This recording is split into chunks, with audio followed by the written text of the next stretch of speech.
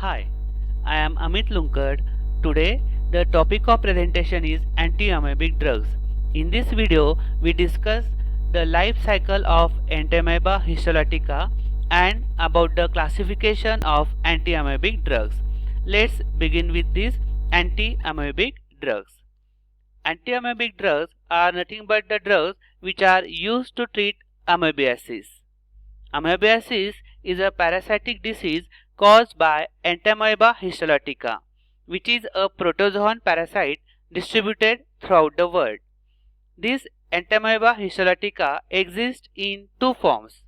First is cyst form that can survive outside the body, and second one is tropozoites form that are labile and do not persist outside the body. So now next one is the life cycle of Entamoeba histolytica. The infection is caused by ingestion of cysts. These cysts are ingested through feces, contaminated food or water.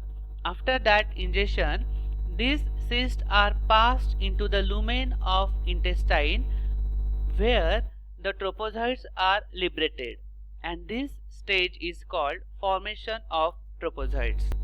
After that, the tropozoites are penetrated in intestinal wall and multiply within the colon wall.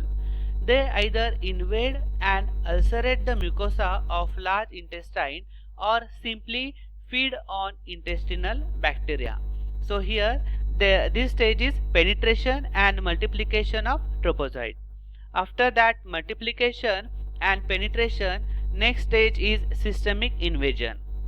The large number of tropozoites within the colon wall can also lead to systemic invasion and cause liver abscesses, and this is called extraintestinal infection.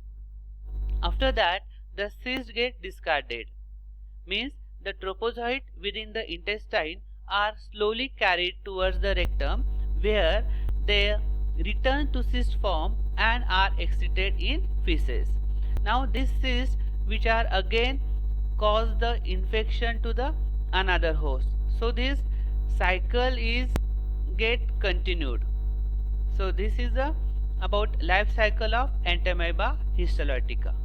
Now in next slide we discuss about the classification of anti-amoebic agents. First class is which is based on chemical nature of the drug. So the first class is nitroimidazole derivatives. Examples are metronidazole, tinidazole, ornidazole, secnidazole. Moving to the second class, which is nitrothiazole derivatives. Example niridazole. Next one is the dichloroacetamide derivatives. Example diloxamide furoate, clifamide, ethofamide, ticlozone. Next one is the isoquinoline derivatives. Example imetine, dihydroimetine. Moving to the next class, which is halogenated 8-hydroxyquinoline derivatives. Example broxyquinoline, cleoquinol and iodoquinol. Next class is 4-aminoquinoline derivatives. Example chloroquine. And last one is antibiotics.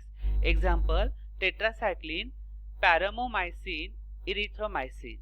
So all these are the which are based on chemical nature, means the ring which it have.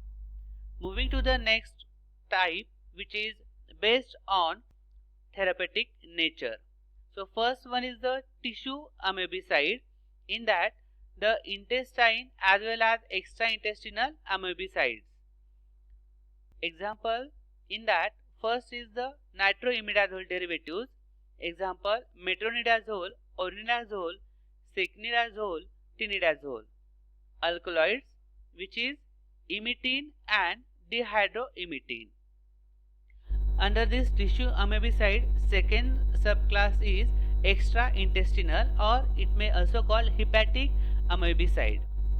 So example is chloroquine. Second class is luminal amebicide. In that, first is amide derivatives, example imetine and dihydroimetine.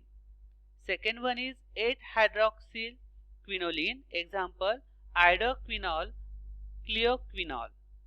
And last one is the antibiotic, example tetracycline. So this therapeutic nature, or this classification based on therapeutic nature, which is where the infection or these parasite which are present, like if it is present to intestine or other than intestine, which is called extra intestinal site.